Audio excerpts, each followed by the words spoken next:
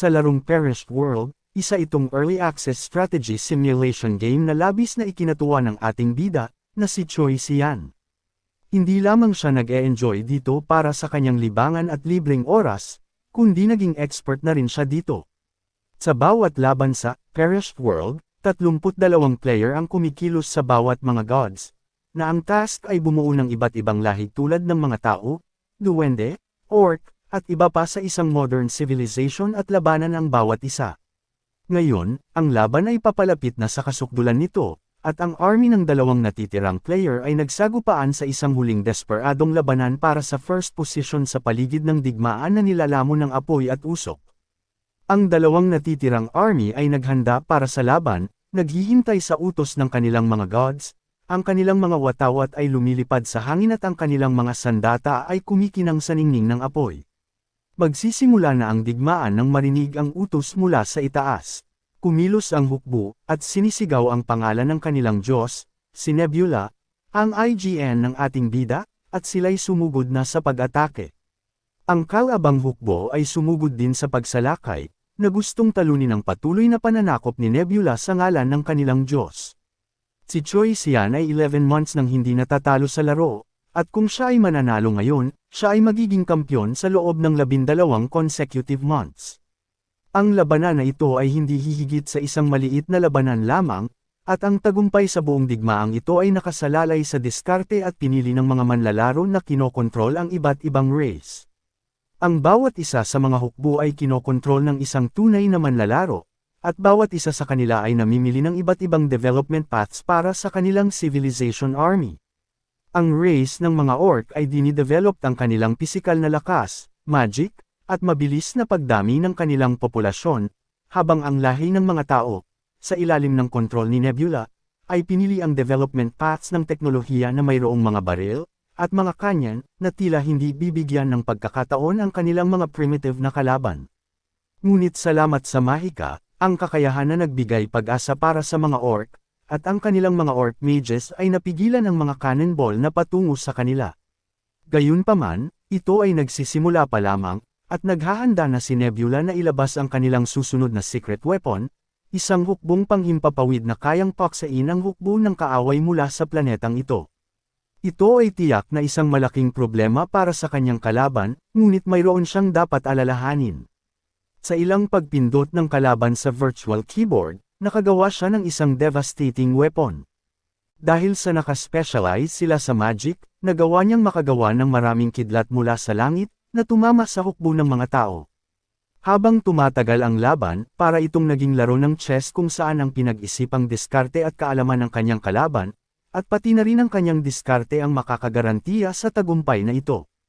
Unti-unti, naabot ni Nebula ang isang level ng teknolohiya na maihahambing sa panahon ng pagtatapos ng ikalawang digmaang pandaigdig, na nagpapahintulot sa kanya na gumamit ng napakalaking airstrike, na winasak ang lahat ng hukbo ng kaaway sa lupa. Sa pagtingin sa lahat ng ito mula sa kanyang monitor, sinabi niyang handa na ang lahat ng kailangan niya, at maaari na niyang tapusin ang laro. Sa kanyang sinabi, pagkatapos ng lahat, napakaraming resources at oras ang ginugol sa pananaliksik niya para dito. Gagamitin niya ang isa sa pinakamalakas niyang sandata, ang nuclear strike. Ang kailangan lang niyang gawin ay kumpirmahin ang nuclear strike sa pangalan ng kanyang Diyos. Sa kanyang utos, ang mga nuclear missiles ay inilunsad kaagad, at maraming mga intercontinental ballistic missiles na may 12-dosenang mga nuclear warhead ang lumilipad sa kalangitan mula sa kanyang base. Sa pagpapatuloy, ang lahat ng kanyang nuclear missiles ay sabay-sabay na inilunsad at lumipad patungo sa base ng kalaban. Ang mga takot at walang kamalay-malay na mga orc ay kaya lamang ituro ang kanilang mga daliri sa langit at titigan ang kamatayang lumilipad sa kanila. Pero ang player na kumokontrol sa kanila ay handa sa pag-atakeng ito, at ito'y tumatawa na nagtanong kay Nebula sa voice chat kung umaasa ba siya na hindi siya handa para dito. Tama ba? Inipon ang kanyang divine power sa pagpindot at mahigpit na hinawakan ang kanyang cetro, inactivate niya ang isang defense spell. Kaagad, nagpakawala rin ng mga missile defense system ang mga kalaban mula sa teritoryo nila, at matagumpay na napigilan ang mga nuclear missiles ni Sian. Pero kahit iyon ay wala sa kanyang mga kalkulasyon. Ang mga missile defense ng kalaban ay hindi makakasabay sa kanya at sa kanyang napakatalino na plano para sa tagumpay. Gayunpaman, inaamin niya na ang kanyang kalaban ay nakahanda ng husto at hindi magpapatalo. Habang ang missile defense ng kalaban ay sunod-sunod na pinapasabog ang mga nuclear missile sa perished world, ang kalangitan ay nagliwanag sa malalakas na pagsabog. Lumipat si Nebula sa susunod na punto ng kanyang plano at naglunsad ng isa pang missile, na mas malaki kaysa sa iba. Hindi ito lumipad diretso sa base ng kaaway tulad ng iba, ngunit diretsyong lumipad ito sa space. Doon, ang lahat ng mga parts ng rocket, na nag-fulfill sa gas booster, ay naghiwa-hiwalay, at tanging ang warhead na lamang ang natitira. Tatama ito ng diretso pababa sa kabisera ng kaaway, o sa halip ay ang main temple kung saan nagtatago ang Emperor at nananalangin sa kanyang Diyos. Nang marinig ng Orc Emperor ang balita kanina ng mga nuclear missiles na inilunsad patungo sa kanyang bansa, pumunta siya sa templo upang manalangin. Sa totoong mundo, sa isang hindi hierarchical na lipunan, ang isang pinuno na nagdarasal sa isang Diyos sa harap ng panganib sa kanyang bansa ay maaaring mukhang katawa-tawa o nakakaawa. Pero sa perished world, iba ito. Ang kanyang kalaban ay team na may pananampalataya hanggat maaari sa halip na mag-isip ng mga plano sa laban, habang si Nebula ay bumubuo ng kanyang mga nuclear weapon sa perished world. Ang mga player ay kumikilos dito bilang mga Diyos. Maaari silang makialam sa ilang level sa mga gawain ng isang lahi o bansang nasa ilalim ng kanilang pamumuno, at sa pamamagitan nito, pwede nilang ipalaganap ang kanilang impluensya sa iba pang mga nilalang sa perished world at makakuha ng iba pang mga tagasunod. Ang mga tagasunod na ito ay gumagawa ng isang resources na tinatawag na faith, na nagpapahintulot sa player na makagawa ng mga himala upang protektahan ang kanilang mga tauhan at panatilihin silang ligtas. Ito ang dahilan kung bakit original na pinili ng kanyang kalaban ang mga orc bilang kanyang main race dahil mabilis silang dumami at makapagbibigay ng maraming faith. Dahil dito, kahit na ang hindi inaasahan at matalinong pag-atake niya ay hindi nagpagulat sa kanyang kalaban, tinitingnan niya ang kanyang mga tagasunod at namangha lamang sa kanilang pagpupursige sa panalangin. Ito'y nakagawa ng isang energy at kapangyarihan na galing sa kanilang pananampalataya. Nag-transform ito bilang spell, at ang kulay na asul na ulap ay nagsimulang palibutan ang paparating na missile. Sa isang iglap, ito'y naging isang malaking kamay na pinigilan at pinahinto ang missile. Parang kamay ng isang malaking orc na may taas na daan-daang metro. Nang makita ang lahat ng ito, nagsimulang tumawa ang kalaban kay Nebula at ipinaalala sa kanya na dito sa perished world, ang pananampalataya ay laging nagdudulot ng mga magandang resulta. Sigurado siya na ang tagumpay ay nasa kanyang panig, at sa ganitong walang limitasyong mapagkukunan ng mga tapat na tagasunod, walang magdudulot sa kanya ng panganib. Natawa lang si Sian dito. Ganun pa man, nanas pa rin siya, hindi masama ang kanyang kalaban at gumamit ng magandang diskarte na kilala ng mga manlalaro bilang Holy Orc Strategy.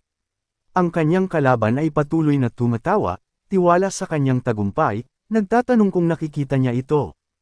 Ang kanyang character ay nasa tabi mismo ng kanyang spell orc. Ipinagmamalaki niyang inanunsyo na ito ay ang kanyang bagong optimized na Holy Orc Strategy. Ang manlalarong ito ay ang second-ranked player sa kanilang server, at tiwala na siya ngayon sa kanyang tagumpay. Kaya, iminungkahi niya na sumuko na lang si Sian. Sa pagtingin sa kanyang nakaka-relax at tumatawa na kalaban sa monitor, napagtanto ni Sian kung bakit siya ang second-ranked player sa kanilang server na hindi na umaangat. Ang dahilan nito ay masyado siyang kumpiyansa. Gayunpaman, ang kanyang strategy ay hindi perpekto, at si Sian ay pamilyar dito.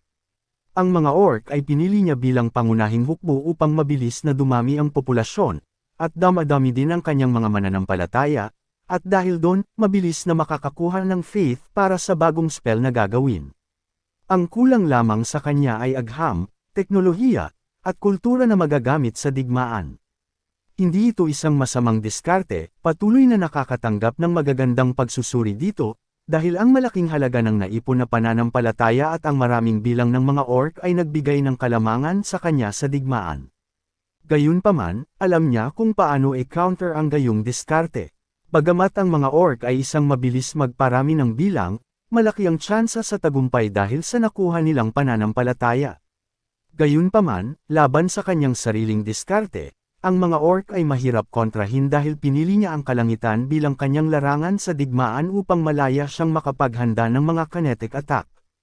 Iginagalang ni Sian ang kanyang kalaban at naisip na ang kanyang pag-attempt sa paghahanda ng isang Spirit Apostle ay medyo mabuti, ngunit gayon paman, ang kanyang kalaban ay masyadong halata. At salamat sa katotohanan na si Sian ang pumili sa kalangitan at patuloy na ini-improve ang kanyang teknolohiya, nagawa niyang lumikha at maglunsad sa kalawakan ng isang artificial intelligence-controlled military satellite na gawa mula sa ancient relics. Gamit ang infinite space sa itaas ng kanyang mga kalaban, nakapaglagay siya ng satellite doon na may lihim na sandata. Isang higanteng metal tungsten rods, bagamat wala itong mga pampasabog, tumitimbang naman ito ng 10 tonelada bawat isa. At nang sila ay sinimulang ihulog, ito'y sa simula ay napakabagal lamang, ngunit ng ilang sandali, pinabilis sila ng gravity hanggang sa punto kung saan sila ay nagsimulang umilo ng pulang apoy sa area nito. Ang kanyang kalaban, na tumitingin sa lahat ng ito, ay hindi biro na nagulat sa ganoong bagay. Siya ay tiyak na hindi handa. Ang kaya lamang niya ngayon ay magalit sa matalino niyang kalaban, na nung simula ay nagpakawala ng nuclear missiles at ngayon ay tatapusin siya ng isang kinetic bombardment mula sa kalawakan. Nagbigay siya ng desperadong utos sa kanyang Holy Orc na harangin kahit ang isang fire rod na nag-apoy direkta sa templo na kasama ang emperador sa loob. Tinitingnan ni Sian ang kanyang kalunos-lunos na mga hakbang at alam niyang wala sa mga ito ang gagana. Kahit na ito ay mga tungsten rods lamang, kapag sila ay nakapasok na sa atmosphere, ang mga rod ay bibilis na sa labis na lakas ng kanilang epekto ay maihahambing sa isang nuclear weapon. At ang pinagsama-samang acceleration ng gravity ay magdadagdag pa talaga dito. Sa kabila ng pagsisikap na depensahan ito ng Holy Orc, wala siyang magagawa, at ang mga fire rods ay dumaan lamang sa kanya na parang kutsilyo sa mantikilya, na walang naramdamang sakit. At huli na para sa kanyang kalaban na gumawa ng anumang mga pagpaplano dahil sa sandaling makalapag na sa lupa, ang mga rod ay magdudulot ng Armageddon. Ang buong kabisera ng kanyang nasasakupan ay nawasak, at ang buong populasyon ay nabura. At isa sa pinakamahalaga, ang isa sa mga fire rod ay tumama sa Orc Emperor, na walang makakapagprotekta sa kanya, kahit na ang hindi mabilang na mga protection spell na hinarang dito ay hindi sapat, at sila ay nadurog lamang at napatay ang lahat ng mga tauhan sa atakeng iyon kasama ang Imperial Palace. Ang templo sa ilalim ng lupa ay gumuho na rin, at ngayon ang lahat ng pananampalataya na ginawa ng kanyang kalaban ay nasira at nawala. Agad siyang napalibutan ng maraming abiso na ang kanyang mga spells ay nawawalan na ng kapangyarihan dahil sa kawalan ng pananampalataya. At nang mawala ang pananampalataya, naglalaho na rin ang kanyang Holy Orc Spirit Apostle. Ngayon ang kanyang kalaban ay nalilito at hindi kayang kontrolin at ipagtanggol ang kanyang civilized na bansa. Ang Holy Orc Apostle ay nabuburna, at ang kabisera ng kalaban, ang mga pangunahing lungsod, at infrastruktura ay nagsimulang sumabog na parang mga fireworks mula sa mga nuclear missiles. Sa kalaunan, sumuko na lang ang kalaban, at muling idineklara ni Nebula ang kanyang panalo. Nang matapos ang laban, nagpasalamat si Sian sa kanyang kalaban para sa isang magandang laro, pero ayaw aminin ng kalaban ang pagkatalo at desperadong humingi ng isa pang laro na magkasama para sa isang rematch. Tiwala siya na kaya niyang manalo sa pagkakataong ito. Pagod na tumingin si Sian sa monitor habang sunod-sunod na lumalabas ang request para sa isa pang laro, ngunit hindi siya interesado at umalis na lang sa laban. Ngayon ay nagtaka siya kung bakit hindi agad sumuko ang kanyang kalaban at nasayang ang kanyang oras. Sa palagay niya nung simula ay may alas ang kanyang kalaban, ngunit sa huli, wala siyang masyadong naipakita dito. Sa pangkalahatan, wala siyang nakitang bago sa laban na ito, ngunit hindi na mahalaga. Pagkatapos ng lahat, dahil sa pagkapanalo sa laban na ito, nakumpleto niya ang isang quest na kailangan ng isang manlalaro na manatili sa first rank sa loob ng 12 buwan. At nang magpapahinga na sana siya ay may biglang lumabas na notification na nakakuha sa atensyon niya. Nung una, akala niya ay may nagte-text lang sa kanya ng ganito kalate na oras, at iniisip niya kung sino iyon. Ngunit nang pinindot niya ang notification, isang kahangahangang achievement written ang bumungad sa kanya. Siya lang pala ang nag-iisang manlalaro na nakakumpleto ng lahat ng mga quest sa ngayon. Ngunit pagkatapos ay naisip niya kung ito ay maaaring mga ngahulugan na puputulan na nila ang kanyang pag-access sa beta testing dahil ito ay hindi magiging patas sa iba. Ang sumunod na mensahe ay nagpaalis sa lahat ng kanyang pagdududa, tapos na ang panahon para sa beta testing, at malapit nang maging open game ito sa lahat. At salamat sa kanyang mga nagawa, nagkaroon siya ng pagkakataon na subukan ang laro bago ito ilabas sa lahat. Medyo nagulat siya sa abiso na ito, ngunit gayon paman, nagustuhan niya ng husto ang laro at gusto niyang makita kung ano ang magiging tunay na laro. Kaya't nang may lumabas na abiso na humihiling sa kanya na mag-enter sa laro, nagpasya si Sian na subukan ito ng walang pag-aalinlangan at pinindot ang yes button. Biglang nagdilim ang lahat sa paligid niya, at nagsimula siyang mahulog sa kawalan na napapalibutan ng mga stream ng binary code. Akala ni Sian ay nawala na siya ng malay, ngunit hindi iyon ang nangyari. Nang luminaw ang kanyang paningin, ang kalangitan sa gabi, na sa tingin niya ay napakadilim, na masyadong malawak ngunit puno ng maraming bituin. Tumingin siya sa paligid at napagtantong nasa gitna siya ng isang uri ng space temple. At nang ilang sandali, pagkatapos ng ilang pag-iisip, natanto niya na ang templo ay nasa pagkasira. Pagtingin niya sa paligid, iniisip niya kung nananaginip ba siya. At sa lahat ng ito, kamukhang kamukha niya ang kanyang in-game avatar. Habang malalim na nag-iisip siya, may boses na naririnig siya mula sa likuran, sinasabi sa kanya na hindi ito isang panaginip. Isa itong babaeng nakasuot ng hooded robe, at halos hindi nakikita ang kanyang mukha. Inanunsyo niya na ang ating bida ay napili din at tinawag sa kanyang IGN na Nebula. Upang makapagsimula, nagpasya siyang magpakilala. Ang pangalan niya ay Alden. Nagsimulang magtanong si Sian ng lohikal na tanong, paano niya nalaman ang kanyang pangalan. Pero higit pa riyan, may ibang bagay na nakapukaw sa kanyang atensyon. Mulang lumitaw ang mga anino sa paligid, na ikinagulat niya noong simula, pero alam ni Sian ang mga wangis ng anino ay mga ordinaryong tao, o mga manlalaro. Nalaman niya ito dahil nagulat din ang mga manlalaro at tumingin sa paligid, katulad niya. Nang mapansin na alam na ni Sian kung ano talaga ang mga anino, ipinaliwanag na ni Alden kung bakit sila naririto, dahil silang lahat ay nanggaling sa iisang mundo, may pagkakataon na sila'y magkakakilala, kaya ginawa ang iba sa anino para sa isang patas na laro. Pero hindi pa niya ipinapaliwanag kung bakit eksaktong narito sila, kaya nagpasya siyang dumiretso sa punto. Itinaas niya ang kanyang kamay at ipinakita sa kanila ang planetang Earth, ngunit sa pagtingin dito, ang mga kontinente ng planetang ito ay iba sa kung ano ang mayroon ng Earth. Ito ay isang planeta na nakita na nila ng maraming beses, kaya walang alinlangan na ito ay ang planeta ng Lost World. At sa malawak na Lost World na ito, sila, ang mga imbatado na manlalaro ngayon, ay magiging tunay na mga Diyos. Nagulat silang lahat, kahit na hindi naririnig ni Nebula ang anumang salita mula sa ibang mga manlalaro, nararamdaman niya ito ng husto. May mga player na nakaramdam ng pangamba sa sarili kung gaano karapat-dapat ang pahayag na iyon, parang galing sa isang edgelord ang dialogue. Gayunpaman, dahil sa walang magagawa sa ngayon, nagpatuloy sila sa pakikinig sa sasabihin ni Alden. Kaya, sinabi sa kanila ni Alden na ang Lost World na alam nila ay hindi isang mundo na umiiral lamang sa laro, ito ay isang planeta na iniwan ng mga Diyos dahil sa isang pangyayari sa nakaraan.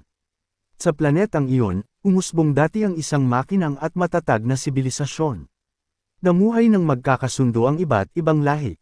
Gayunpaman, sa hindi malamang dahilan, iniwan ito ng mga Diyos, kaya ngayon ay panahon na para sa mga bagong Diyos, ang larong nilalaro nila ay nilikha na may layuning maghanap ng mga angkop na bagong kandidato para sa planetang iyon. Sa pamamagitan lamang ng pagsisikap, maaari silang maging isang Diyos. Ito ay katulad sa orihinal na laro ng The Lost World na nilalaro nila, kung saan sa simula ay mga mababang uri lamang na nilalang ang susunod sa kanila, ngunit kung magtagumpay sila sa pagpaparami ng kanilang mga tagasunod, maaari silang maging ang nag-iisang Diyos sa planeta. Ang mundo ay magiging kanila, at magagawa nila ang lahat ng gusto nila. Lahat ng mga hangarin na pinangarap nila, ito ay magagawa bilang isang Diyos sa mundong ito. Ito ay isang malaking tsansa sa buong buhay nila, at ang mga bagay na ito ay napakaganda upang maging totoo. Pakiramdam niya ay may hindi pa rin sinasabi si Alden. At kaya, nagtanong si Nebula tungkol sa kung paano kung may sumuko ngayon. Ipinaalam ni Alden, kung susuko sila, babalik sila sa kanilang pang-araw-araw na buhay at mawawala ang kanilang mga alaala sa lugar na ito, para sa kanilang ikagiginhawa. Nagtanong ulit si Nebula kung ito ay pareho pa rin ba kung susuko ang player sa kalagitnaan ng hamon na ito. Pero sa kanyang inaasahan, hindi nila hahayaan na gawin nila iyon. Nakiusap si Nebula para sa isa pang tanong, na nagtatanong kung ano ang mangyayari kung matatalo siya ng ibang mga Diyos. At pasimpleng sinagot lang ni Alden na kung mangyari iyon, ang divine ending ang sesalubong sa iyo, at tatanggapin ka ng mga ito.